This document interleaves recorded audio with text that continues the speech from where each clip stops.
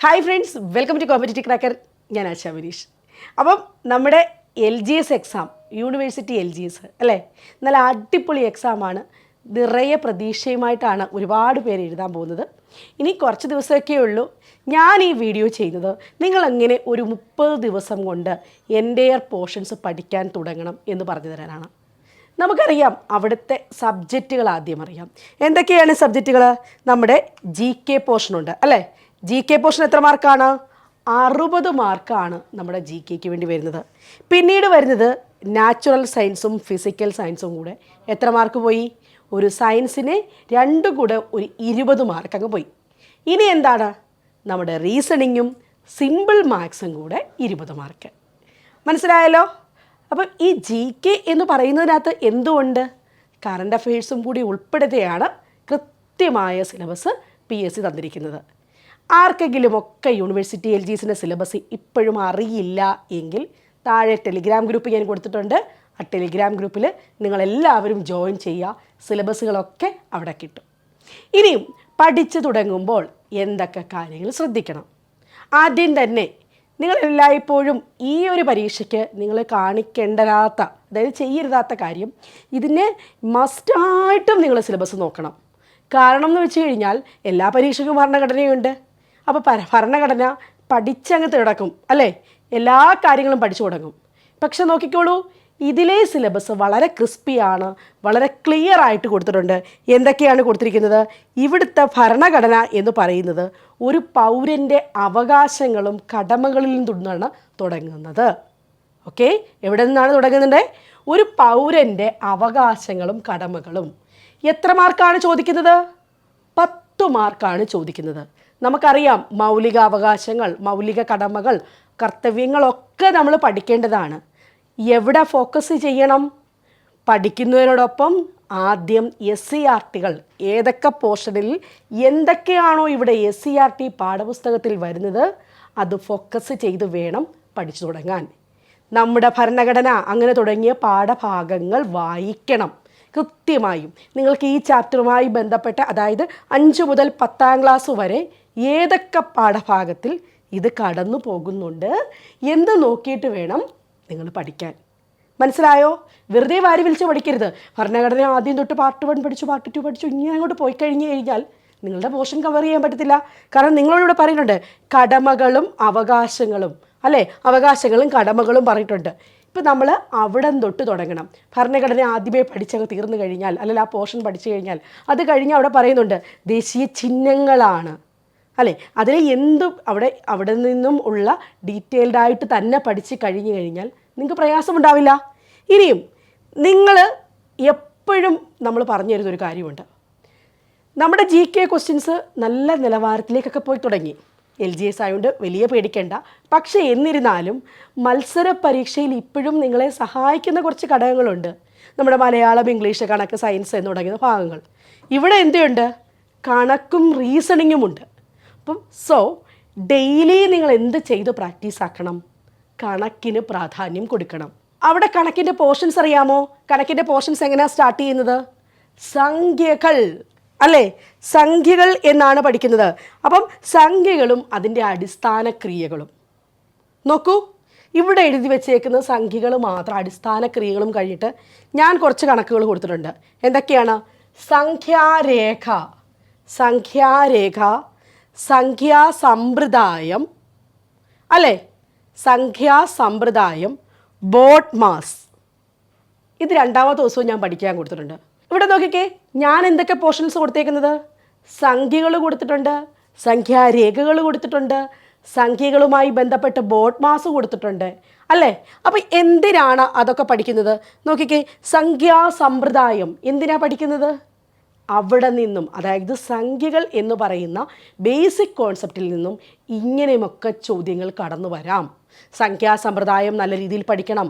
സംഖ്യാരേഖ, കാരണം പാഠപുസ്തകത്തിൽ സംഖ്യാരേഖകളൊക്കെ പ്രതിപാദിക്കുന്നുണ്ട്. അപ്പോൾ നിങ്ങളത് പഠിക്കുമ്പം ആ ഒരു ചെറിയ പോർഷൻ ആണെങ്കിലും അവിടെ കൃത്യമായി തന്നെ ഇനിയും PSCയിലൊക്കെ ക്വസ്റ്റ്യൻ ചോദിച്ചിട്ടുണ്ടോ എന്നാകാം. ഉണ്ട്, തീർച്ചയായിട്ടും LGS ലെവലിൽ പോലും ചോദിക്കാൻ ചാൻസ് ഉള്ള ക്വസ്റ്റ്യൻസ് ഇവിടെ നിന്നും നിങ്ങൾക്ക് കിട്ടും. ഓക്കെ, അപ്പോൾ ഫസ്റ്റ് പഠിച്ചു തുടങ്ങുന്ന ആദ്യത്തെ ടിപ്പ് ഞാൻ പറയുകയാണ്, ആദ്യത്തെ ദിവസം തൊട്ട് തന്നെ നിങ്ങൾ എന്ത് കവർ ചെയ്യണം? കണക്ക് കവർ ചെയ്യണം. അതൊരു ആദ്യത്തെ 10-12 ദിവസം കൊണ്ട് പോർഷൻസ് കംപ്ലീറ്റ് ആയിട്ട് തീർക്കുക. പിന്നെ ബാക്കിയുള്ള 30 ദിവസം എന്ത് ചെയ്യണം? കണക്ക് പ്രാക്ടീസ് ചെയ്യുകയാകാവൂ. ഓക്കെ, അപ്പോൾ ആദ്യം തന്നെ കണക്ക് പഠിക്കണം. ഇനിയും അവിടെ ഈ ഒരു സിലബസിലെ ഏറ്റവും പ്രയാസമുള്ള വിഷയം എന്താണെന്നറിയാമോ? വേറെ ഒന്നുമല്ല, നാച്ചുറൽ സയൻസ് ആണ്. അപ്പം നാച്ചുറൽ സയൻസിന് അത്യാവശ്യം നല്ല പ്രാധാന്യമുള്ള പോർഷനാണ്. എന്തൊക്കെയാണ് അവിടെയുള്ള പോർഷൻസ് നോക്കിക്കേ. മനുഷ്യ ശരീരത്തെപ്പറ്റിയുള്ള പൊതുവായ അറിവെന്നാണ് തുടങ്ങുന്ന പോർഷൻ. പക്ഷേ മനുഷ്യ ശരീരം എന്ന് പറയുന്നത് പഠിച്ചു തുടങ്ങുമ്പോൾ നമുക്കറിയാം, കണ്ണ്, നാക്ക്, മൂക്ക് തുടങ്ങി അങ്ങോട്ട് പഠിക്കുമ്പം ദഹന വ്യവസ്ഥ, ശ്വസന വ്യവസ്ഥ, കരൾ, ഹൃദയം, എന്ത് വേണമെങ്കിലും ഇവിടെ, നാഡികൾ, പേശികൾ, എന്ത് വേണമെങ്കിലും അവിടെ ചോദിക്കാം അല്ലേ? വലിയ വാസ്റ്റായിട്ടുള്ളൊരു പോർഷനാണ്. അപ്പോൾ അവിടെ നിങ്ങളൊന്ന് നോക്കുക, സിലബസിനകത്ത് എന്തൊക്കെയുണ്ട് ചെറുതായിട്ടുള്ള പോർഷന്. ഇവിടെ നമുക്കൊന്ന് പഠിച്ച് തീരാൻ പറ്റുന്നത് എന്തായാലും അങ്ങനെ ഒരു പോർഷൻ കൊടുത്തിട്ടുണ്ടെങ്കിൽ അത് ഉറപ്പായിട്ടും ചോദിക്കും. അവിടെ എന്താ വന്നിട്ടുണ്ടത്? കേരളത്തിലെ പ്രധാന ഭക്ഷ്യ കാർഷിക വിളകൾ വന്നിട്ടുണ്ട്, കേരളത്തിലെ ആരോഗ്യക്ഷേമ പ്രവർത്തനങ്ങൾ വന്നിട്ടുണ്ട്, വനങ്ങളും വനവിഭവങ്ങളും വന്നിട്ടുണ്ട് അല്ലേ, പരിസ്ഥിതിയും പരിസ്ഥിതി പ്രശ്നങ്ങളും വന്നിട്ടുണ്ട്. ഇതൊക്കെ എളുപ്പമുള്ള പോർഷനാണ് അല്ലേ? ഇനിയും ജീവകങ്ങൾ എന്ന് പറയുന്ന പോർഷൻ എന്തായാലും എല്ലാ പരീക്ഷയ്ക്കും ചോദിക്കുന്ന ഒരു പോർഷൻ തന്നെയാണ്. അപ്പോൾ ഞാനിവിടെ കൊടുത്തിരിക്കുന്ന നോക്കിക്കേ, കേരളത്തിലെ വനങ്ങൾ കൊടുത്തിട്ടുണ്ട്. ആദ്യം തന്നെ മാർക്ക് സ്കോറിംഗ് ആയിട്ട് എളുപ്പത്തിൽ പഠിച്ചു പോകുന്ന പോർഷൻസാണ് ചെയ്തേക്കുന്നത്.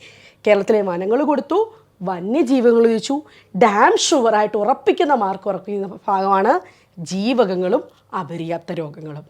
ഇനിയും രോഗവിശേഷങ്ങൾ അല്ലേ, രോഗങ്ങൾ, ഓരോ രോഗങ്ങളെയും വിശേഷിപ്പിക്കപ്പെടുന്നത് അത് LGS ലെവലിലൊക്കെ റിപ്പീറ്റഡ് ക്വസ്റ്റ്യൻസ് ഉണ്ട്. ആ തന്നിരിക്കുന്ന ചാപ്റ്ററിൽ ഇതെന്താണെന്നറിയാമോ?